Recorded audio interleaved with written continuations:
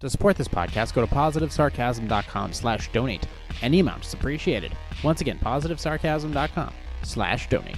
Thank you and enjoy the program.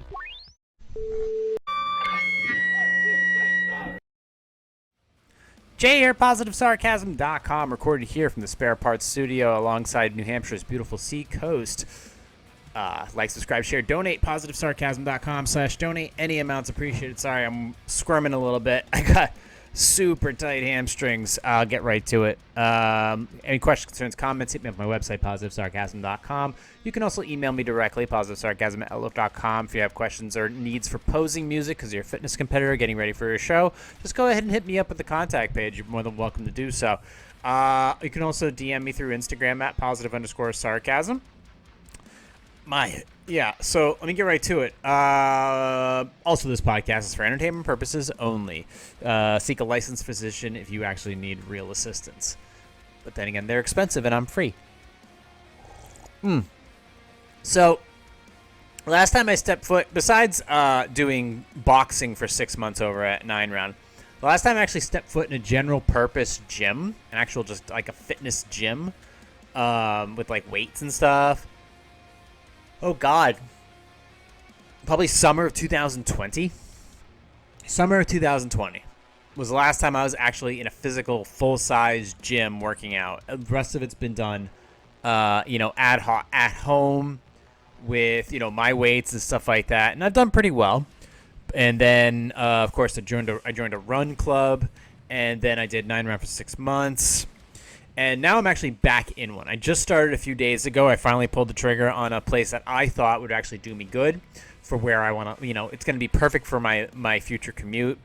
And, oh, man, the first day back, no big deal. That was just more like getting things stretched out.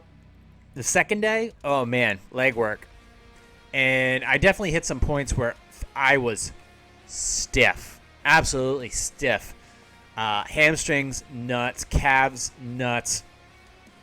And I'm definitely going a little slow. But what I really do love is that they have something called a reverse hyper there. I actually just bought an inversion table for my back, so you can stretch out your sciatic nerve.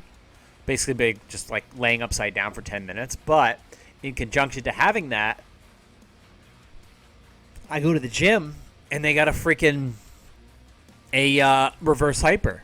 And a reverse hyper is amazing because that pulls your lower back apart and then builds the muscle as you're pulling the back apart. It's a great machine, very, very clever. You can just do a quick YouTube tutorial on it. Just type in, usually it's made by Rogue reverse hyper, and it'll show you really quickly within a minute and a half how to use it. If you see one at your gym, you absolutely should take advantage of it. Absolutely fantastic for your back. Like right now, my back feels amazing just from one use of it. So I'm going to continue to use that hopefully every chance I get, even every time I go into the gym. Fantastic. But I mean, overall, doing hack squats and what the hell is it? Curls on your hamstring curls. Calf resistance training, other things like that, and then of course, trying to work my rear delts every chance I get is something I need to do because your rear delts really turn your back into a mountain. So it definitely put a strain on me, but I'm satisfied with it. I like the direction I'm going to be going in. It's going to take a little tweaking. It's going to take a little time to open all my muscle groups up. But I feel like within about a month or two, I will be good to go. It'll increase my calorie requirements, hopefully put a little weight on, and be good to go. Also, it's going to give me an interesting perspective of how I look and feel at the age of 41. And I'm curious to see how that transpires. Like, I can run 3 miles now. I can put on weight like nobody's business when I need to. But I don't feel as hungry as I normally do, which is something I'm going to have to really look into. So, yeah, so there's that. Figured I'd just share a little tidbit about, overall physical fitness. This is the step I'm taking. It's definitely an investment in my body. So it will be a pretty penny for sure. But I was actually spending more money when I was working out at 9 round. So I'd call this not even a wash. This is actually a significant discount, to be honest with you. So anyways, we're going to go ahead and get right to it. Might be a shorter episode tonight. I mean, my new schedule is definitely going to push my podcasting evenings a little farther out than I'd like to, but it's the responsibility that I put upon myself, and I need to own that. And sometimes you got to burn a little at the end in order to get the production that you want out of life. A little Bigelow peach tea, by the way. So let's go ahead and get the article monitor up, and let's blast through a few Q&As. And of course, if you have questions, concerns, or comments of your own, you can hit me up at my website, positivesarcasm.com. Go to the contact page and email me there directly. All right, let's get started on the first one. It's going to be a yawn episode. Here we go. There is a well-endowed young lady in the neighborhood who dresses like a stripper when she goes jogging. There are plenty of children in the neighborhood, including mine, who can see details of her body they haven't learned about in health class yet. I don't know the lady's name, but I finally waved her down when she was running by and told her there were kids watching and she could please cover up. She called me a Karen and cursed me out. Sorry for expecting people to dress decently when public makes me a Karen. I've had it. I tried doing things the nice way, but I have half a mind to take a video of her and shame her on the neighborhood Facebook page. Maybe if she's publicly shamed, she'll dress more appropriately or take her peep show somewhere else. However, I know there are people who might see this as internet bullying. Is there a better way to get her to cover up? How about you just not worry about it? Okay. Physical fitness is something to be taken very seriously, and quite frankly, if she just wants to bounce her titties around and shake her ass as she's doing a little run around, fine, whatever. Okay? You know what? There's far worse things that could be running through your neighborhood than some chick in Gym Bunny outfit. Okay? There are far worse things. And I'm sure your kids, in reality, they don't mind as much. Especially little Timmy, who's about 9 years old and starting to maybe figure things out. Guess what? There's something to look forward to every day when Mrs. Swanson's running by, getting her fitness on. Don't be a dick. Just leave it alone. You're just mad because you can't, so you don't want anybody else to. Yeah, you are kind of a Karen. And don't put this woman on the internet. She's done nothing wrong. And also, huge waste of your time. So, knock it off. Go find something better to do. Go learn how to knit or something. Move on to the next one. Sip of tea. If I feel like I'm getting exhausted, I'll close up shop on this episode. It's okay. Our first meeting with our son Jack's girlfriend, Mallory, was an absolute nightmare I still can't wake from. We are country folks who live on the farm that has been in our family for generations. Jack was always at ease here. When Mallory arrived that evening, it was immediately clear that she was completely out of place. Her voice carried that clipped, confident tone of someone used to giving directions. And though she smiled and said all the right things, I felt a distance between us, a gap that I was sure would never be crossed. We ate the venison my husband had hunted, something Jack had always loved, but Mallory barely touched her plate. She spoke of her life in the city, her work, her travels, painting pictures of the world. I couldn't quite grasp. Okay. Jack sat there listening so intently, like every word from her lips was something precious. After Jack and Mallory left that night, our daughter Megan told me in that hesitant way she knows bad news is coming. That Mallory and Jack had discussed marriage, and worse still, Jack's been considering taking her last name. I remember just standing there, staring out the window and the trees swaying gently in the wind, wondering how we'd come to this. In our family, men don't take their wives' names. It's not a matter of opinion, it's just how it is.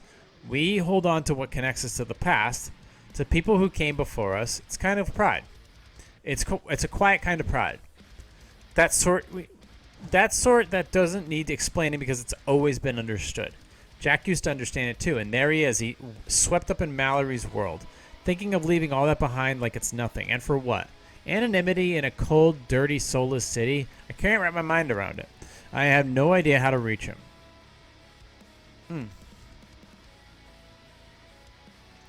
I want to tell him how deeply this is cutting me, how much he is losing without even realizing. But I'm afraid if I say too much, I'll drive him even further from me. What do I do when my son I raised is disappearing into a life I don't condone or even understand? I don't. First of all, let's just say, for example, that this is actually a real person talking. The idea that I'll give you an example. Like, I'm engaged to be married. But because of the significance of her last name, she went through such hard tribulations to get this last name. She doesn't want to give it up. So I listened to her reasoning and decided, well, how about a hyphenated last name? You basically can keep your last name and then my last name is at the end, but it's hyphenated together. And I was totally okay with that because my name is still attached to it, and she still gets to keep the very thing that she claims is that's her name. A name is a big thing. Your name, your name's sake, is very important. So I understand that. I respect that. There are some reasons that women don't take the last name. Unless the male has a real significant reason to ditch his last name, that generally doesn't happen for alpha males or almost any males. A man's last name is a man's last name, period. That's just how it is. A man giving up his last name to a woman, it's not common. It's not common. And I'll just say, for example, generally when I see it, okay, just based on facts, when I see that, the man is not very masculine. The man has got very feminine, just feminine traits, but he's very, what do you call it? Submissive and beta, basically. And the woman is bossy, very overpowering, pretends like she knows everything, and then he knows nothing, and he's super subservient. So these scenarios are real, regardless of the legitimacy of the actual writer. But the actual thing we're talking about does exist. Ultimately, the man's name should stay. There can be outlying circumstances, but from this scenario that's been brought forward, I have my doubts about Jack or people like Jack. So, yeah. I mean, yeah. Call me old-fashioned or whatever, or toxic, but man's last name is a man's last name. Because generally the man assumes most of the financial risk with all of this. Let's move on to the next one. Every month my work has a pep rally where the whole staff gets together to highlight what's going on in each department. Ugh, I remember those. I hated them. Oh, wow, free pizza. Fuck that. My boss, the executive director, had recently decided she wants to cure everyone of using words and like when they are talking. Her idea that each pep rally, that two people will present some sort of five-minute speech on their department, and we will all watch and count how many times the person says or like. It's horrible. It makes you overthink everything. You're so unconscious that all your peers staring at you, waiting for your next A bunch of us call it the shaming. It doesn't seem like it helps. Doesn't seem to help, and it makes people feel bad afterward. When you're done, our boss announces how many times you said and lets you know what else you could work on. I just don't think this is right. I get what my boss is trying to do, but I feel like there are better ways to go about it. Would I be out of line if I said something about her about how I felt? No, you have every right to say how you feel. Now, there's speech folks out there that says instead of like, I just said like, I'm trying to think on the fly, excuse me. Instead of using or take a second and think about what you're going to say. And every time you're going to stop talking. Let the silence breathe. Make your thoughts present to the front of your head, and then let them fall out. So, you don't have to or if you think an is coming, just go silent. Go silent and sit. Somebody asks you a question, don't go, well, just look at them, acknowledge their question. Then let your eyes move into a direction that alerts people to the idea that you're thinking. And then when you have your answer or your opinion or something, relay it to them. And if you have to stop to clarify or move to the next part of your thought, go silent. Think. And then send it over. That is a way of doing it. But doing it at work, this seems like a very corporate type of environment. You're not going to solve this problem there. You really aren't. It just seems like it's going to be like a stupid game to everybody else, and it's no fun for you. And will eventually be no fun for them. Let's move on to the next one. Let me get some sip here. I'm definitely fading tonight, so please excuse me. I had a marriage with my first wife that was cold, sexually unfulfilling, and controlling for years. Oh, should have kept your last name. I discreetly found a woman outside our marriage who was interested in ways my ex wasn't. When my ex found out, she told our kids, and I created a messy divorce. My girlfriend got unexpectedly pregnant, and I had to move out of the state for her and adjust custody. I saw my kids for holidays and vacations, but my ex badmouthed me to them all the time and encouraged them to be bratty and badly behaved when they visited. They never were kind to my girlfriend and never gave her any flexibility about adjusting to become a stepmom. I always believed it would be better when they become adults, recognizing my ex's toxic behavior, and better understood that adults have sexual needs. This fall, my younger daughter had my first grandchild. I plan to visit at Christmas, but she announced she's inviting her mom and sister, that I have to pick a different day, and that my son and girlfriend are not welcome. This is my first grandchild, and I haven't even met them yet. How do I talk her out of this? You can't. I would just, if that's her wishes, accommodate them. Be like, all right. Or don't. But ultimately, you were in the wrong for what you did because you did not close out a marriage. You did not close out a relationship before moving on to another one. And that sticks in people's minds for a long time. And rightfully so.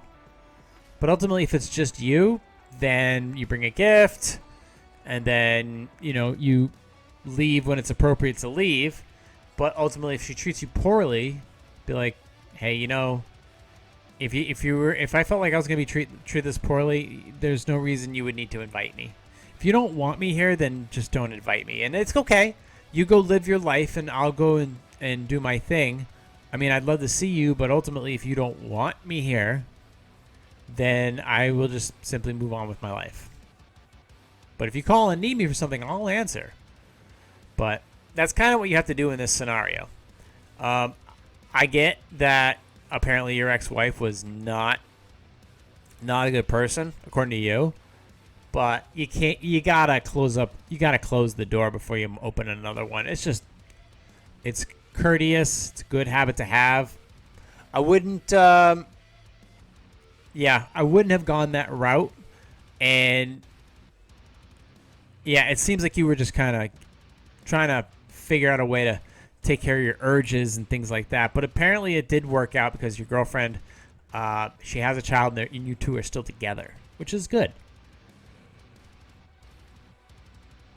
But maybe it'll be good to see that if you go to Christmas and you just show up like you want to, like she asked you to, then maybe it'll show that you have matured. People can move on, and people understand that these things will happen over time, and they are forgivable. But you really got to put in the work, and you got to kind of abide by other people's standard of living for a while. Unfortunately, that's the rule. You can't argue it. I would just come together on a final agreement for the divorce. Make sure your stuff's all buttoned up, where you're going to live and how you're going to live there and what your plan there, how many years. And then once that's done, yeah, just try to keep moving forward, and hopefully you have family or kids that will see you better going forward. Okay? So, any questions, concerns, comments, you can hit me up on my website, positivesarcasm.com, in the DM section. You can hit me up on Instagram at @positive_sarcasm, or you can email me directly, positivesarcasm@outlook.com. So, lots of stuff going on, but as usual, we'll just stick to mostly podcast questionnaires, and we'll see if more can come down. We'll see what ones come down the pike next week. But ultimately, these are all individuals having questions about random life experiences, and quite frankly, you're only going to solve problems, and all the problems in your own life, by individually taking care of them. You got to sit down and do the work and take care of the financials that you owe money on. Get it done. That's important. Don't worry about what AI is doing. Don't worry about anything like that. Yeah. Just take care of your own stuff. Be an individual. Your daughter wants you to come. Does your daughter want you to come to actually Christmas? Sure, fine, if she does. But you also got to make sure that you can afford to go, that you have like a nice little gift, and you abide by her wishes of not inviting anybody else. So, yeah, I was literally answering 2 questions there about different topics, but you see what I mean. Obviously, just give your daughter the respect that she deserves when asking the question. At least she publicly made the referral. Okay? Anyways, if you have any questions, concerns, comment, hit my website. Rumble and YouTube is where you find the Positive Sarcasm podcast video. And then on Spotify, anywhere where podcasts are available, including Spotify, iHeartRadio, TuneIn, Podcast Addict, the Gmail accounts, Go Nuts. It's all up there, available for you to download it and stream. It's also available for streaming at my own website. In the meantime, we're at 21 minutes and 30 seconds. So let's go ahead and close up shop. Where the hell is that button? There it is. So, anyways, thank you for listening, watching, and subscribing. If you have any questions, concerns, or comments, hit me up on my website. And we'll talk to you all next week.